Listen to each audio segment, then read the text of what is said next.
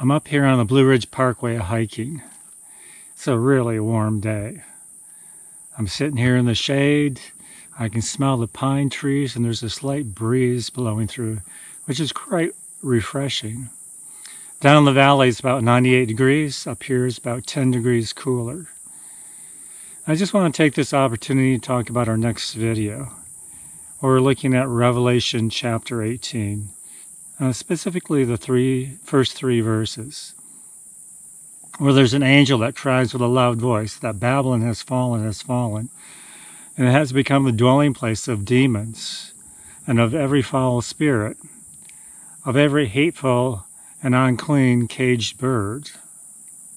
Then it goes on to talk about the wine of Babylon, her false doctrines. So what all these things mean? And how does it relate to us today? Well, let's take some time and open the Bible to see what it has to say about these things and how it applies to our lives today. Can we see these things happening in the world around us today? Let's open the Bible and see what it says.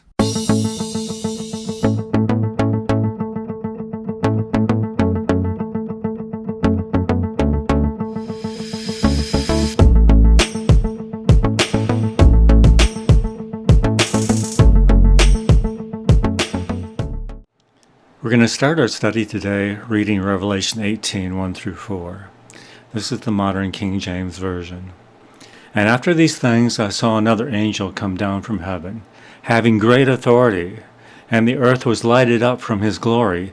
And he cried mightily with a strong voice, saying, Babylon the great has fallen, and it has become the dwelling place of demons, and a prison of every unclean spirit, and a cage of every unclean bird which has been hated, because of the wine of the anger of her fornication, which all the nations have drunk. And the kings of the earth have committed fornication with her, and the merchants of the earth became rich from the power of her luxury. And I heard another voice from heaven saying, Come out of her, my people, that you may not be partakers of her sins, and that you may not receive of her plagues. So here we have this warning, this loud cry, an angel crying with a mighty voice, saying, Babylon the great has fallen, and it's become a dwelling place of demons, and a prison of every unclean spirit, and a cage of every unclean bird which has been hated. Why? Because of the wine of the anger of her fornication, which all nations have drunk.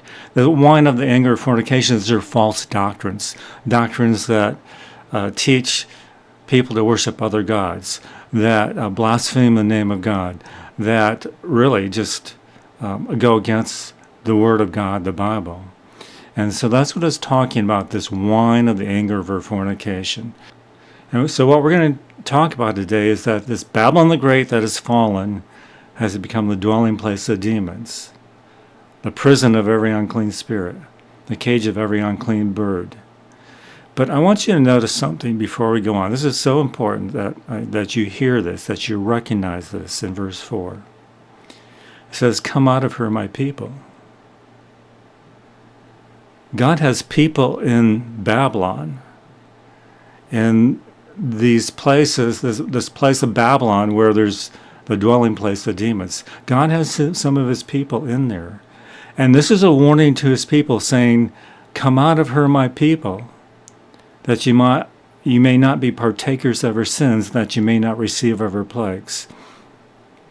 So when we go through these identifications of the dwelling places of demons and some of the signs and symbols that represent these things, don't forget that some of God's people are in these places, and God is calling them to come out, that they recognize what is going on in these churches, and that they come out of them so that they're not partakers of her sins, and they won't receive of her plagues. Let's go to Revelation 17:5 for just a minute.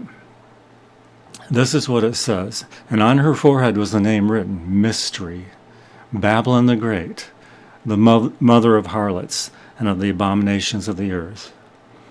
So Babylon is the source of the abominations on the earth. She's the mother of harlots. She has children. She has daughters that take after her mother. So even though it may seem like we're concentrating on a specific church, there are many other churches that have taken hold of these same doctrines and these traditions of men versus the Word of God.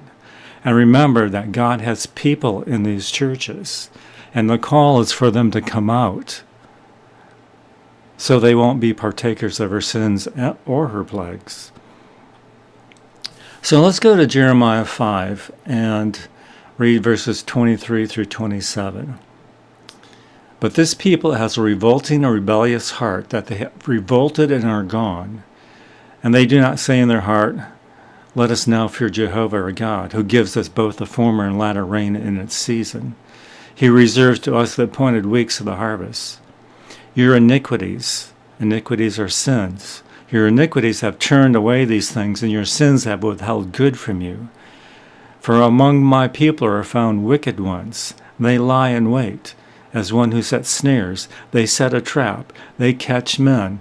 Like a cage full of birds, so their houses are full of deceit. Therefore they have become great and grown rich. This is really identifying this Babylon the Great. They've grown rich through their deceit. And their houses are full of deceit, falsehood, false doctrines, false teachings that are appealing to men. And notice again, it says in verse 26, for among my people are found wicked ones. So God isn't saying that all these people in Babylon are wicked, but he's saying, I have my people in there. And the call in Revelation 18 is for his people to come out of Babylon, come out of false doctrines, to come out of worshiping false gods. So let's look at Genesis 11, and we're going to look at the start of Babylon here in Genesis 11, verses 1 through 9. And the whole earth was one of one language and one speech. And it happened as they traveled from the east, they found a plain in the land of Shinar, and they lived there. And they said to one another, come, let us make brick and burn them thoroughly. And they had brick for stone, and they had asphalt for mortar. And they said, come, let us build us a city and a tower, and its top in the heavens. And let us make a name for ourselves, lest we be scattered upon the face of the whole earth. And Jehovah came down to see the city and the tower which the sons of Adam had built. And Jehovah said, behold, the people is one, and they all have one language, and this they begin to do. And now nothing which they have imagined to do will be restrained from them. You need to understand the context, the setting of this account. This is after the flood. God had destroyed the earth with a flood that covered the whole earth because the wickedness was so prevalent in this time. And the population afterwards were in defiance of God. We're going to build us a tower and a city that reaches tops in the heavens so God can't destroy us again. Come, let us go down there and confuse their language so that they cannot understand one another's speech. So Jehovah scattered them abroad from that place upon the face of all the earth, and they quit building the city. Therefore the name of it is called Babel, because Jehovah confused the language of all the earth there. And from there Jehovah scattered them abroad on the face of all the earth. This is the foundation. This is the beginning of Babylon, called back then Babel, the land of Shinar. And so here, the beginning in the defiance of God, they were building this tower in this city. So let's go to Daniel chapter 1. And we're going to be reading verses 1 through 2. In the third year of the reign of Jehoiakim, king of Judah, Nebuchadnezzar, king of Babylon, came to Jerusalem and besieged it. And the Lord gave Jehoiakim, king of Judah, into his hand, with part of the vessels of the house of God, which he carried into the land of Shinar, to the house of his God. and he brought the vessels into the treasure house of his God. So Nebuchadnezzar, king of Babylon, invaded Jerusalem, took some of the vessels from the house of God, and carried them into the land of Shinar, the land of Babylon, to the house of his God, his pagan god, his false god. And he brought the vessels into the treasure house of his God. During this time in the history of the earth, this was often done. The nations that you conquered, you would bring their gods that they worshipped, and you would carry their images of their gods into your house of your God to add to your power, to add to the might of your nation. And this was what Nebuchadnezzar has done. But note again, Babylon is the land of Shinar. So let's go to the book of Zechariah. We don't look at the minor prophets in the Old Testament too often, but let's go to Zechariah chapter 5 and read verses 5 through 11. Then the angel who talked with me went forth and said to me, "Now lift up your eyes and see what this is that goes forth." And I said, "What is it?" And he said, "This is the ephod that goes forth." And he said, "This is their form in all the earth." Now, an ephod is a unit of measurement. It's a measurement of volume. And here it's represented as a basket. Verse 7. And behold, a lead cover was lifted up, and a woman was sitting in the middle of the ephod. And he said, "This is wickedness." And he cast it into the midst of the ephod, and he sat the lead stone over its opening. And I lifted up my eyes and looked, and behold, 2 women came out, and the wind was in their wings, for they had wings like the wings of a stork. And they lifted up the ephod between the earth and the heavens. And I said to the angel who talked with me, "Where are they going with the ephod?" And he said to me, "To build a house for it in the land of Shinar, and it shall be established and set there on its own base." So Babylon, the land of Shinar, starting out as Babel, the Tower of Babel, is the base and seat of wickedness, of falsehood, of deceit, of false worship, who are against God. So Revelation 18:2, let's read this again. And he cried mightily with a strong voice, saying, "Babylon the great has fallen, and he's become the dwelling place of demons, and a prison of every unclean spirit, and a cage of every unclean bird which has been hated." And so we know that this cage of every unclean bird represents deceit or falsehood. It's the dwelling place of demons, of false gods, a prison of every unclean spirit. And so let's look and see how this affects us today. Let's look at some of the images that we find in churches that represent these things, that are demonic, that are worshiping false gods. Many times the god of the sun, or the sun god of many different nations, including Babylon. So this is an image of the Roman sun god. You see the rays of the sun. Some are wavy and some are straight. The wavy ones represent the female fertility, and the straight lines represent the male phallus, or the male fertility, believing that the sun is the source of life. And so here we have this falsehood that goes directly against God, who's the source of life, the creator of the heavens and the earth, Jehovah, who created everything through his Son, Jesus Christ. And so this is in direct opposition to God, the creator of the heavens and the earth.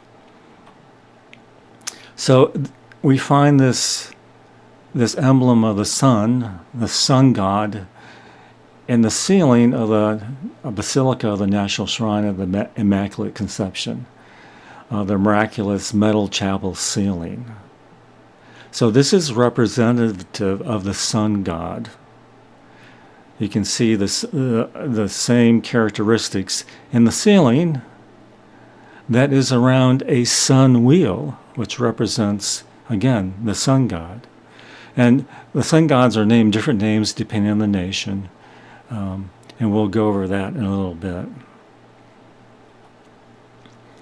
This is a basilica of the Sacred Heart Church in South Bend, Indiana. I know this picture's a little blurry, but look at the sun wheel in the middle of the altar there.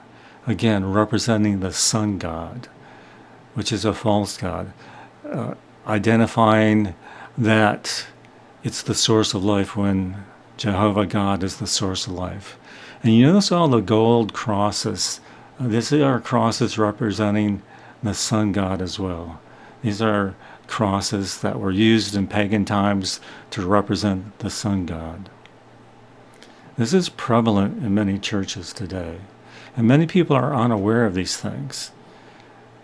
But the call in Revelation 18 is for God's people, my people, to come out of these places, these false forms of worship, so you won't be partakers of her sins or of her plagues.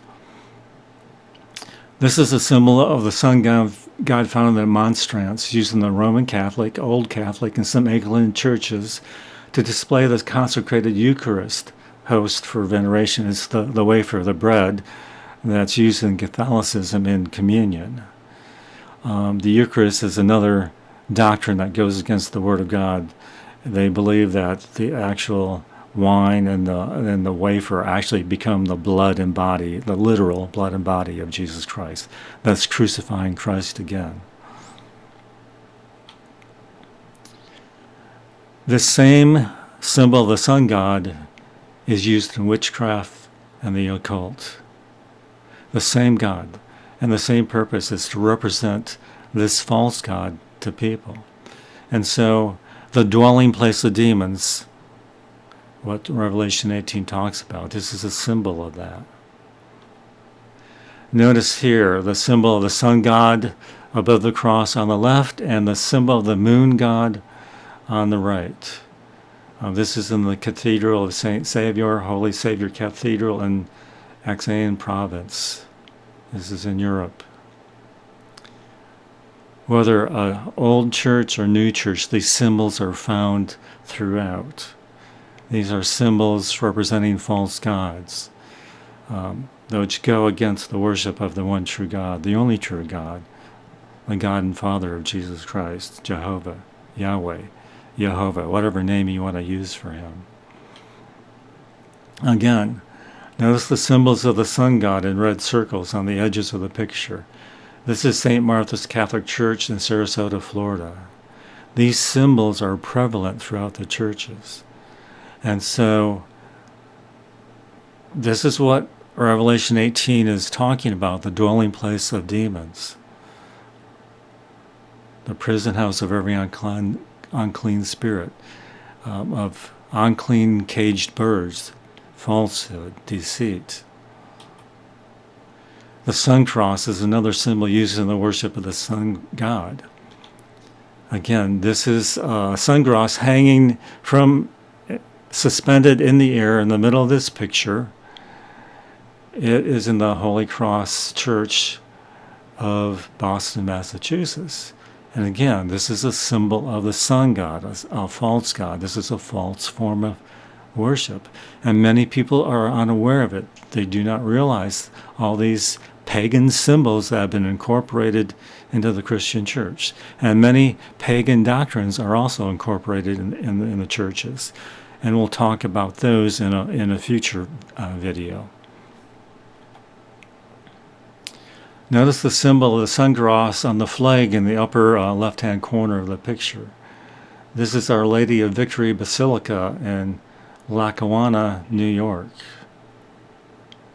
Also notice that on the head of the statue in the center of the altar are the sun crosses as well, crosses that represent the pagan sun god. So you'll find these representations throughout many churches. And again, God is calling his people out of these things. This is the sun cross in the middle of a sun wheel in St. Ignatius Cathedral. And so again, this is very prevalent, very, very prominent that is promoted in these churches. And I cannot believe that the officials, the religious leaders inside, don't know what these things represent. This is a solar wheel, another symbol of the sun god. Probably the largest solar wheel is found in St. Peter's Square in Vatican City, at the base of the obelisk, which itself is another pagan symbol. You can see the spokes of the wheel and the roundness of that solar wheel, representing the sun god. And the obelisk itself is also representing a form of false worship of a pagan god. We can see that this solar wheel is actually within a solar wheel in this square, St. Peter's Square in the Vatican City. It's one small solar wheel inside of another solar wheel. Again, this is a representation of a pagan god, the sun god. The obelisk is an ancient Egyptian symbol. These monuments were typically carved from a single piece of stone. They were usually erected in pairs at the entrance of temples. They were closely associated with the sun god Ra. The pointed top represents the primeval mound of creation. In occult and Masonic and Esoteric traditions, the obelisk is considered the male pillar, like the phallus of the Egyptian god Horus, which pairs with circular or domed structures representing the female elements of creation, as we see here in the Vatican. We see the dome structure and the obelisk. The dome represented the female, the obelisk representing the male, representing the sun god Ra, the Egyptian sun god. In the Vatican, there's a 13-foot pine cone sculpture. The pine cone was used in many pagan religions, such as the worship of Tammuz of Babylon, which is mentioned in the Bible, by the way, the solar god of Egypt, Horus, and the Hindu gods of India, again, representing false worship, false gods, as well as the peacocks represented here are occult symbols. The triquetra, or Trinity knot, is the ancient geometric symbol formed of the three interlaced arcs that create a continuous three-cornered shape. These are pagan in nature. It's widely believed that these represent the threefold nature of existence, such as the mind, body, spirit, past, present, future, or earth, sea, and sky. The unbroken line often signifies eternity. These are pagan symbols in the worship of pagan gods, which the modern-day churches have incorporated into this false doctrine of the Trinity. The triquetra is the same symbol used in witchcraft and the occult, with the intersecting lines representing 666. So these are satanic symbols that are being used in the churches today.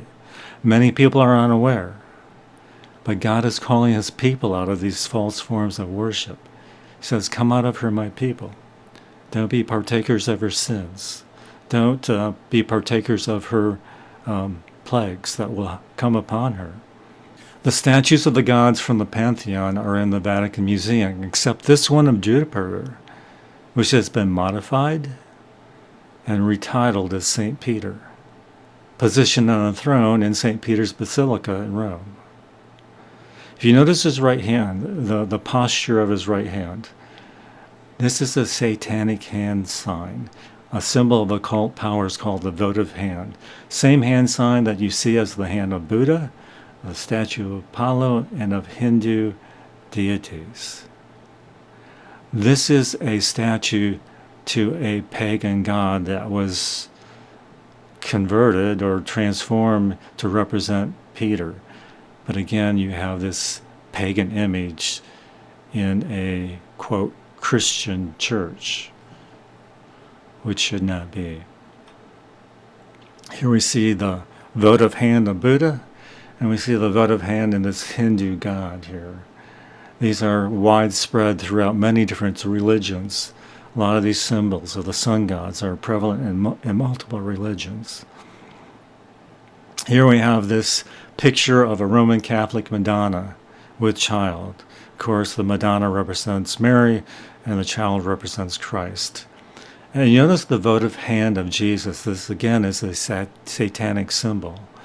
And the trident on his head, a pagan symbol of lightning of the pagan gods. Again, the wavy lines represent the female fertility, and the straight line representing the male phallus, or the male fertility. Again, pagan symbols that are found in supposedly a Christian church. And again, the child's holding a globe which represents the sun, and the cross of the sun god. Again, these are pagan symbols that have been brought into the Christian church. And God is calling his people out of these churches, out of these false form of worship. This is the face in the sun on top of one of the pillars of Bernini's canopy in St. Peter's Basilica in the Vatican, representing the sun god. These symbols are prevalent. This is the golden door in the Chapel of St. Ignace in San Francisco. Notice the symbols on this door of the unicorn, and the peacock, and the phoenix. These are all well-known symbols of the occult for the sun, for Lucifer, or for Satan. Again, these are found in, quote, these Christian churches. Paganism is prevalent in many churches today. This is the papal tiara with a globe and cross at the top representing the sun god. Again, these pagan symbols of the sun. The mitre on Pope Leo represents Dagon, or the fish god, a major god worshipped in ancient Syria and Mesopotamia, dating back to 3000 BC, often regarded as the father of gods and a patron of agriculture and grain. You can see the same hat on this drawing of the pagan god Dagon, and we see that this is often worn by the bishops and the popes of the Catholic Church. And again, look at the sun cross on the vesture of Pope Leo there. Again, another pagan image. This is a crest of Pope Gregory the 13th. And you notice the crest is one of a dragon. And there are serpents in there. And of course, we know the dragon in Bible prophecy can represent pagan Rome, or it can represent Satan himself. So the Vatican defined means Vaticus is diviner, can equals serpent, so Vatican is divining serpent. You can see the dragons in this picture, the serpents, the three-level tiara, all representing paganism. So this is the Pope's audience hall in Vatican City. Is it just me, or is this in the form of a serpent, the head of the serpent? With his eyes being the windows, the ceiling being his head, and the fangs are these angled pillars on the stage. Do you really think these things are coincidence? Or do they know what they're doing? This is a serpent, or on the door is a door handle on St. Mary's Cathedral in San Francisco. Again, these are pagan symbols. This is a picture of Mary, and people are praying to her, or kneeling, bowing before her. The veneration of Mary, they claim that veneration is not worship. It's prevalent in the Catholic Church, where she is known as the Queen of Heaven. Praying to and worshiping the dead is a common pagan practice. The Queen of Heaven title referred to Ishtar, an Assyrian and Babylonian goddess, also called Astoreth and Asteri by various other groups. She was known to be the wife of the false god Baal. Baal is shortened for Beelzebub, which is Satan, also known as Moloch. Women worshiping Astoreth stem from her reputation as a fertility god. Again, another pagan symbol, a symbol of a steeple. Most people don't realize this is a carryover paganism which represents the male fertility. which was often placed in a place where deities were worshipped, these false pagan gods. They're just symbols of false gods. Is a millennium-old representation of a phallic symbol, the male fertility symbol. So today people just look at these things and think they're normal. They don't understand where they come from. They don't understand what they're truly participating in. But God is calling his people out of these false forms of religion. Notice the pentagram, the solar cross, the solar wheels, all symbols of the occult. Yet these same symbols are used in many churches today. This is a symbol in the worship of Satan. Jeremiah 44, verses 17 through 23. Jeremiah is having a conversation with the people. Verse 17, but we will certainly do whatever things go forth out of our own mouth, to burn incense to the Queen of Heaven, and to pour out drink offerings to her, as we have done, and we and our fathers, our kings and our rulers, in the cities of Judah and the streets of Jerusalem. For then we had plenty of food, and we were well, and saw no evil. So they're worshiping this false god, this pagan god, this Queen of Heaven, and they're burning incense to her. They're pouring out drink offerings to her, and we're doing these things apparently for quite a period of time, because it talks about our fathers and our kings and our rulers doing the same thing.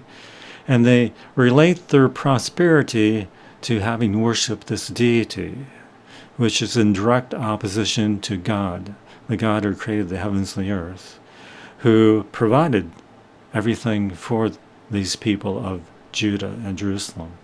Verse 18. But since we stopped burning incense to the Queen of Heaven and pouring out drink offerings to her, we have lacked all things and have been devoured by the sword and by the famine. And when we burned incense to the Queen of Heaven and poured out drink offerings to her, did we make our cates to worship her and pour out drink offerings to her without our men? Here's another issue. The women are leading the men in worship. It's supposed to be the other way around. If you remember the account in the Garden of Eden, the Bible says it was Eve who was deceived. Adam was not deceived, yet he still chose to be disobedient to God. Verse 20, and Jeremiah said to all people, to the men and to the women and to all people who had given him that answer, the incense that you burned in the cities of Judah and in the streets of Jerusalem, you and your fathers and your kings and your rulers and the people of the land, did not Jehovah remember them? Yea, it came to his mind. Yea, so that Jehovah could no longer hold back because of the evil of your doings, because of the abominations which you have committed. So your land is a waste and a wonder and a curse without anyone in it, as it is today, because you have burned incense, because you have sinned against Jehovah and have not obeyed the voice of Jehovah, nor walked in his law, nor in his statutes, nor did you walk in his testimonies. Therefore this evil has happened to you, as at this day. The difficulties the people were experiencing was because of their disobedience to God. They were opposing God. They were worshiping false gods. And it got to the point where it says Jehovah could no longer hold back. And it's because of the abominations they have committed that their land is waste and a wonder and a curse without anyone in it. The same thing applies to us today as the warning in Revelation 18. They're going to experience the results of their abominations, their false form of worship, the false doctrines, the deceit. And God is calling his people out of this false form of worship because in them are some true worshipers of God. They need to be made aware of these things, to be called out, to avoid this false form of worship, to avoid the results of this sin. What does God's law say in Exodus 23 through 6? It says, you shall have no other gods before me. You shall not make to yourself any graven image or any likeness of anything that is in the heavens above, or is in the earth beneath, or that is in the water under the earth. You shall not bow yourself down to them, nor serve them. For I, Jehovah your God, am a jealous God, visiting the iniquity of the fathers upon the sons to the third and fourth generations of those that hate me, and showing mercy to thousands of those that love me and keep my commandments.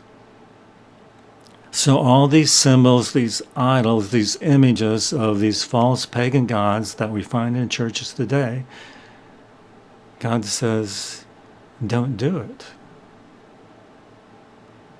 Don't make an image of Mary and worship her and bow to her and pray to her.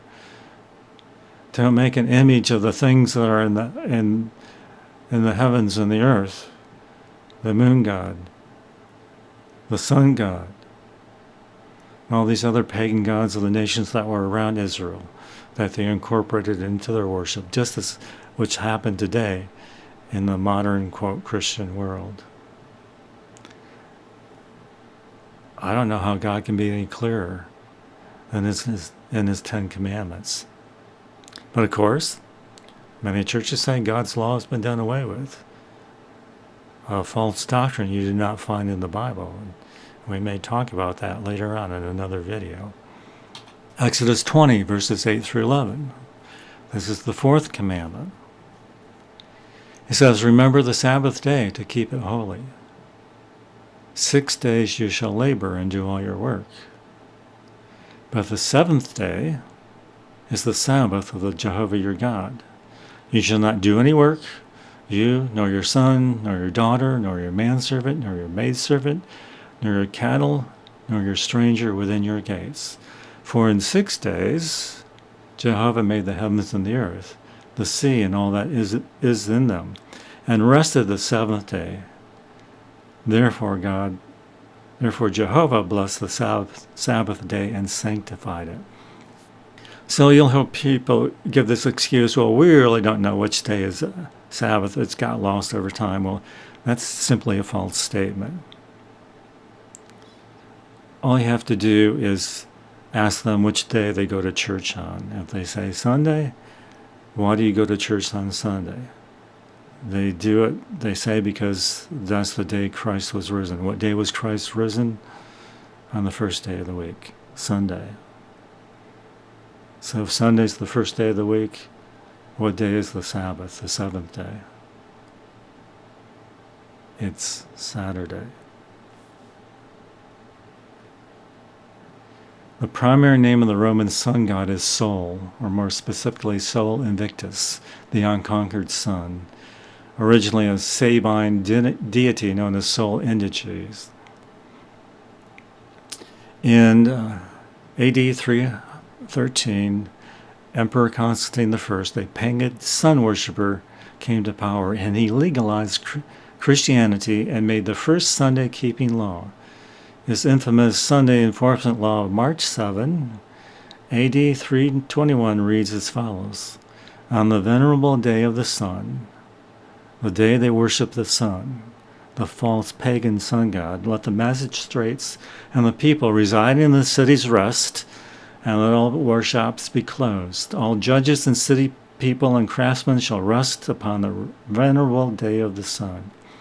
Country people, however, may freely attend to the cultivation of the fields, because it as frequently happens that no other days are better adapted for planting the grain in the furrows or the vines in the trenches, so that the advantage given by heavenly providence may not for the occasion of a short time perish.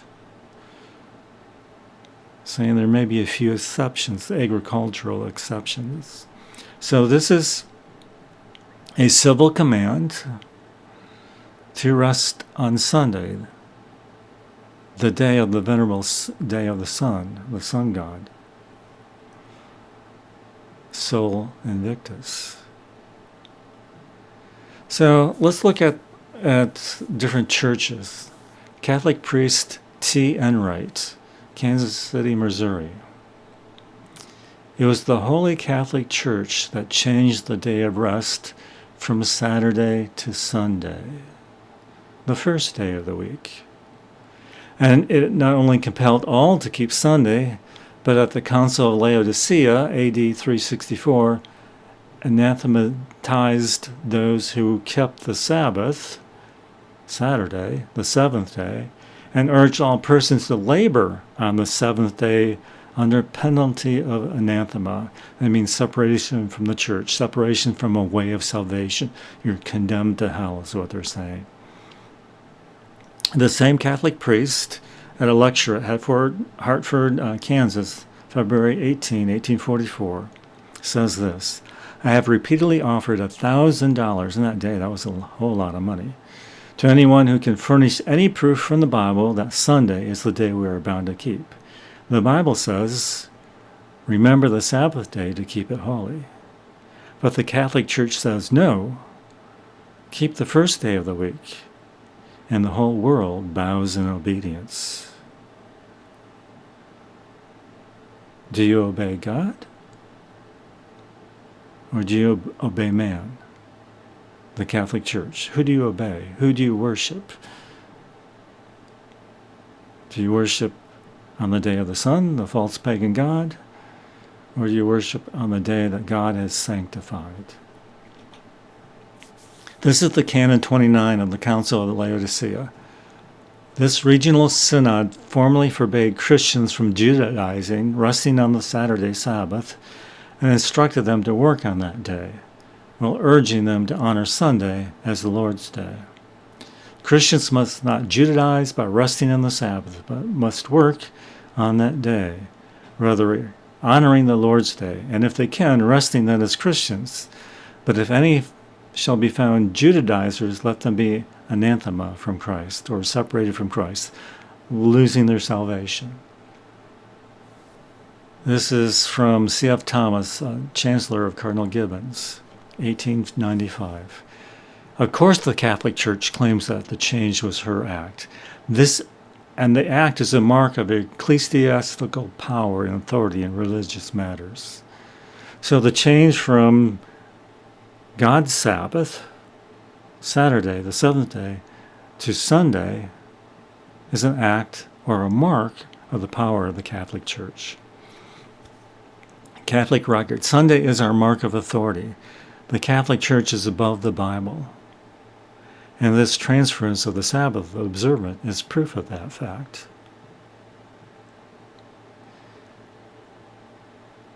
Chancellor Albert Smith says this: if Protestants would follow the Bible, they should worship God on the Sabbath day, which by God is Saturday. In keeping the Sunday, they are following the law of the Catholic Church. Notice the arrogance here, that they claim that they're above the Bible. They claim they're above the law of God. They have changed the law of God, and it's their mark of authority. This is the mark of the beast of Revelation 13. Protestants do not realize that by observing Sunday, they accept the authority of the spokesperson of the Church, the Pope. Sunday is our mark of authority. The Church is above the Bible, and this transference of the Sabbath observance is proof of that fact. You may read the Bible from Genesis to Revelation. You will not find a single line authorizing the sanctification of Sunday. The Scriptures enforce the religious observance of Saturday, a day which we, the Catholic Church, never sanctified. Again, the arrogance of this church. It is God who sanctified the Sabbath day, and we'll read about that in a minute. And the Catholic Church says, we never sanctified it, we sanctified Sunday, so you need to observe Sunday. Prove to me from the Bible alone that I'm bound to keep Sunday holy. There is no such law in the Bible. It is a law of the Catholic Church alone. The Catholic Church says, by my divine power I abolish the Sabbath day, and command you to keep holy the first day of the week. And lo, the entire civilized world bows down in reverence obedient to the command of the Holy Catholic Church. Do people know what is going on? Do people understand who they're following? who they're worshiping, that their worship is in opposition to the only true God, the Father and God of Jesus Christ. Revelation 18 says, "Come out of her, my people." So you won't partaker of her sins or of her plagues. You know, the excuse that often people in the Christian community give, well, this was for the Jews. The Ten Commandments were for the Jews. Well, I didn't know God was Jewish. Because in Genesis 2, this is what it says, verses 1 through 3. "Thus the heavens and the earth were finished, and all the host of them. And on the seventh day God ended his work which he had made, and he rested on the seventh day from all his work which he had made. And God blessed the seventh day and sanctified it, because that in it he had rested from all his work which God created and made." The Sabbath is part of the creation week. It's the day God rested from all his work, having saw that everything he made was good. And God blessed the seventh day and sanctified it. And simply the Ten Commandments are a reacquainting the children of Israel with his law. And when the fourth commandment says, remember the Sabbath day, because God created the heavens and the earth in 6 days and rested on the seventh day, this is what it's referring to. Again, come out of her, my people. So what about today? What about today, the day we live in? This is an article from the law school of Cornell University. I think it's dated 2019, 2020, somewhere in there. And they're making this article about Sunday closing laws. In the United States, they're known as blue laws. They've been around for hundreds of years. Most often, they're not put into effect. They're not made people accountable to them. This is what they have to say. First of all, let's see what the First Amendment of the Constitution of the United States says. It says, "Congress shall make no law respecting an establishment of religion, or prohibiting the free exercise thereof, or abridging the freedom of speech or of the press, or the right of the people peacefully to assemble, and to petition the government for redress of grievances." And then it goes on to talk about Sunday closing laws. The history of Sunday closing laws goes back into the United States colonial history, and far back into English history. Commonly, the laws require the observance of the Christian Sabbath as a day of rest. You notice they use Sunday as a term for Christian Sabbath when that is very incorrect. A Christian Sabbath is the seventh day. Although the recent years they have tended to become honeycombed with exceptions. The Supreme Court rejected an establishment clause, challenged the Sunday closing laws in McGowan versus Maryland. The court acknowledged that historically the laws had a religious motivation and were designed to effectuate concepts of Christian theology. Now you have to understand that in May 29, in 1961, the Supreme Court, in this court case, was one of the four that was presented on that day, is in fact made it okay to have Sunday laws. And the court acknowledged that, normally in the past these were developed for religious regions. However, in the light of the evolution of our Sunday closing laws through the centuries, and of more or less recent emphasis on secular considerations, it is not difficult to discern that as presently written and administered, most of them, at least, are of a secular rather than a religious character, and that presently they bear no relationship to the establishment of religion. Unbelievable.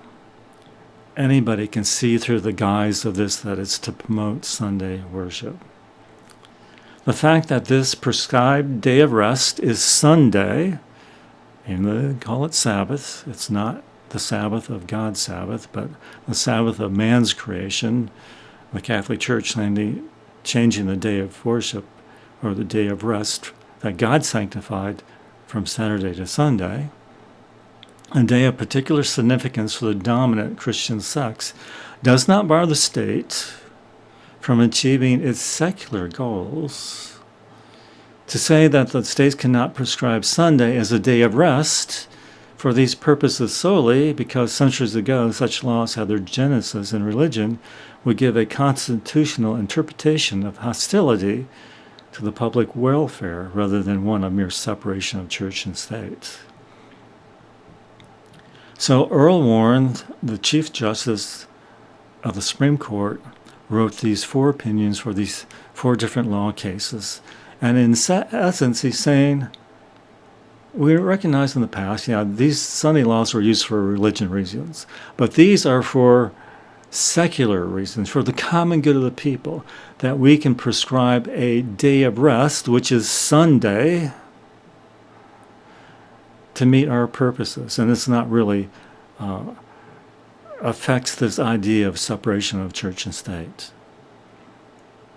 The choice of Sunday as the day of rest, although originally religious, now reflects simple legislative inertia or recognition that Sunday was a traditional day for the choice. It's merely a coincidence. It's not really enforcing Sunday worship.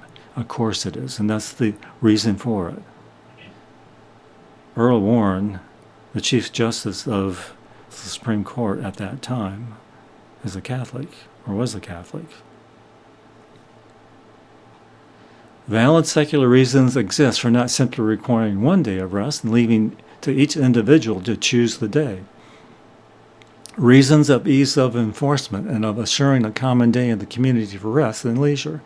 Later, a state statute maintaining that employees honor the Sabbath day of the employee's choice was held invalid as having the primary effect of promoting religion by weighing the employee's Sabbath choice over all other interests. And so this is well-established legal precedents. And anyone can see this is just a guise of using secular language to promote a religious idea.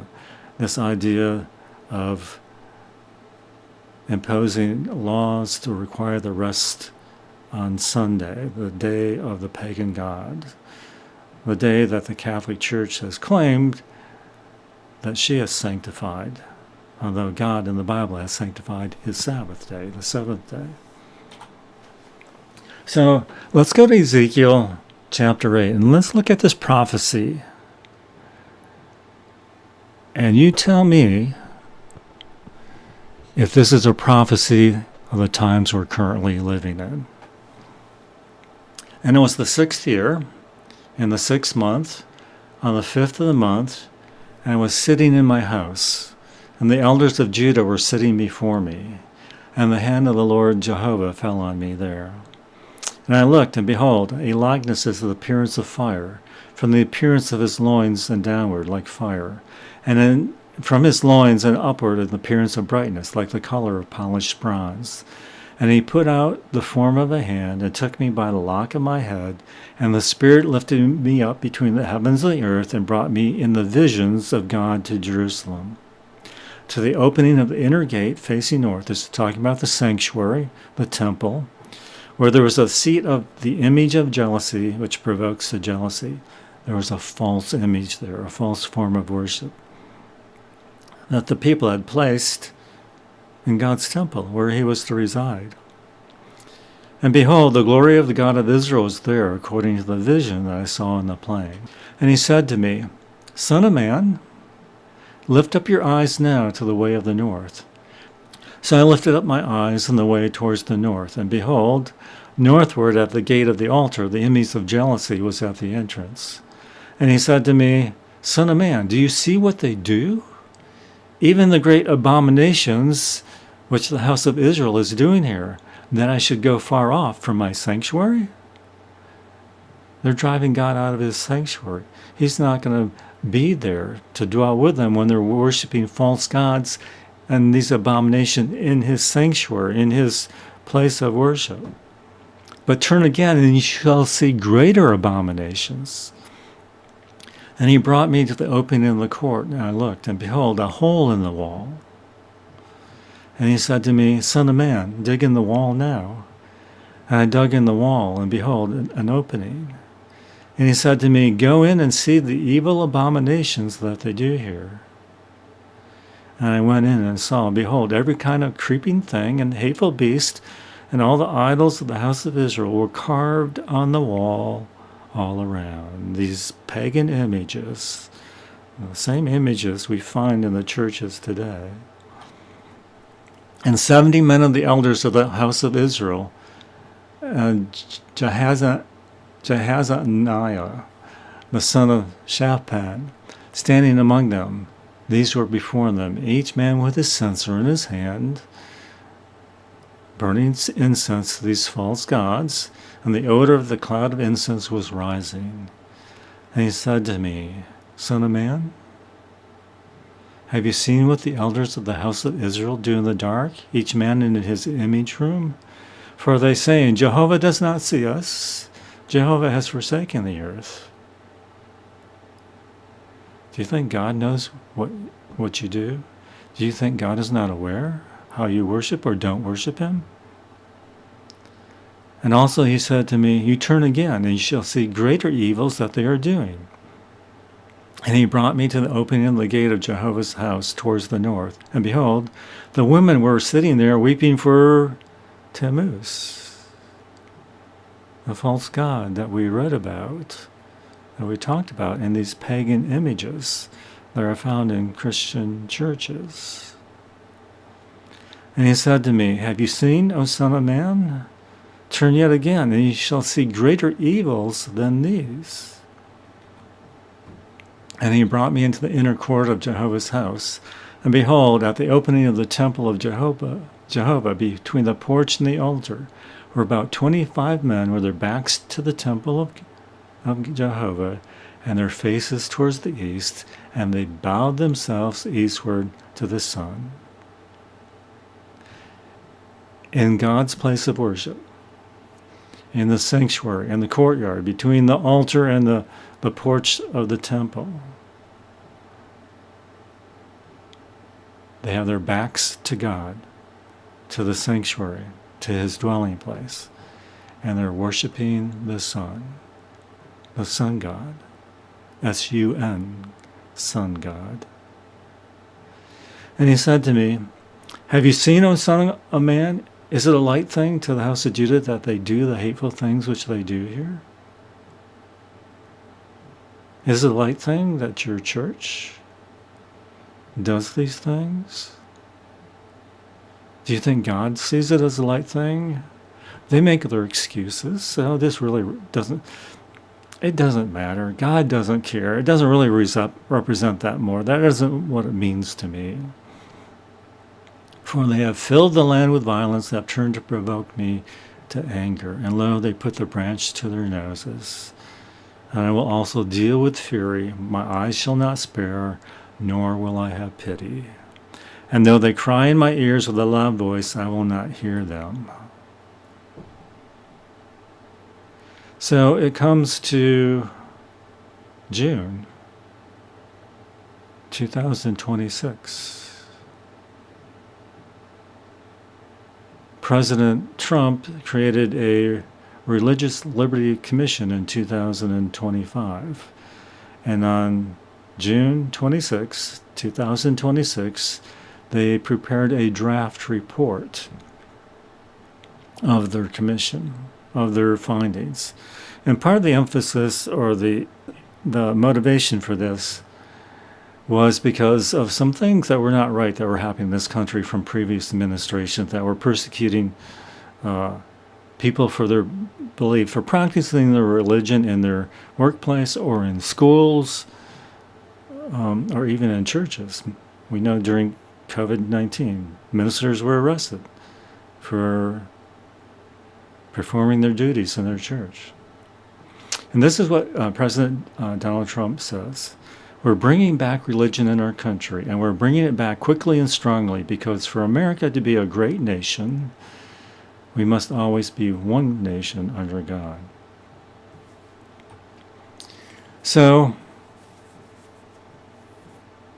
in Revelation 13, verses 11 through 18, this talks about the two-horned beast of Revelation 13. That it had two horns like a lamb, and he spoke like a dragon.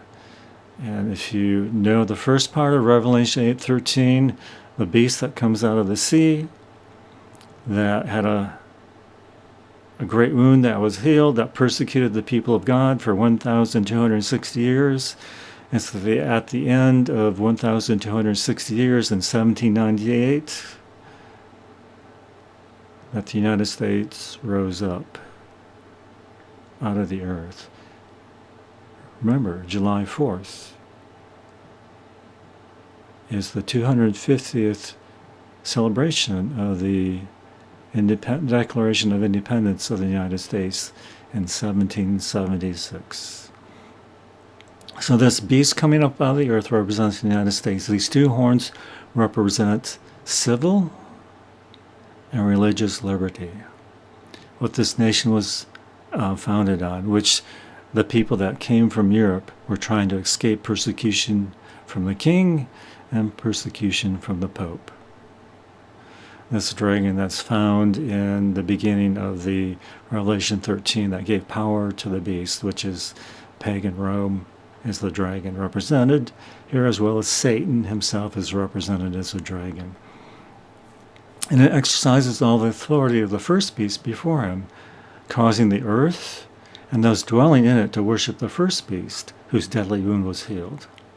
So what's the mark of the authority of the Catholic Church? That is the transferring of Saturday to Sunday, the day of worship, the day of rest, the day that God sanctified Saturday, the Catholic Church has sanctified as Sunday. And this United States is going to set up a similar system, an image to the beast. We'll see that here in a second. And it does great wonders, so that it makes fire come down from unto heaven, unto the earth, in the sight of men, and to deceive those dwelling on the earth, because of the miracles that were given to do it before the beast, saying to those dwelling on the earth that they should make an image to the beast who had been wounded by a sword and lived. And there was giving to it to give a spirit to the image of the beast, so that the image of the beast might both speak and might cause as many who would not worship the image of the beast to be killed. That's pretty drastic, isn't it? It can't happen in the United States. That's what you're thinking. That's what you're saying. Well, COVID-19 proved that a lot of things can happen that people said would never happen. And it causes all, both small and great, rich and poor, free and bond, to receive a mark on their right hand or in their foreheads, even that not any might buy or sell except those having the mark or the name of the beast or the number of its name. Here's wisdom. Let him having reason count the number of the beast, for this is the number of a man, and his number is 666. So when President Trump has established this commission on religious liberty for the United States, Dan Patrick, one of the members of the commission, says, there's nothing in the Constitution that allows for separation of church and state. The problem comes when the church tells the state what laws to put in effect to accomplish its beliefs and its purposes, versus giving each individual the freedom to decide for themselves who they're going to worship, how they're going to worship, and when they're going to worship. This is one of the foundations of the Constitution of the United States. And here this commission is trying to undo this. So what do you think is going to happen? Can you see the writing on the wall? Can you see what's happening in the churches? Oh, we also have an American Pope, a Pope from the United States of America. So I hope you investigate these things. I hope you look at what your church is teaching, what your church has for decorations, what you're worshiping, what day you're worshiping on. Who are you following? Are you following the beast of Revelation 13, that papal power, that son of perdition, who changed the Sabbath from Saturday to Sunday? And its pagan forms of worship and its false doctrines, we'll be talking about those next video. Or are you worshiping God and obeying His commandments? Read the Bible for yourself. Be honest about what it says. Be honest about what your church is doing. And may God bless you as you continue to study His Word.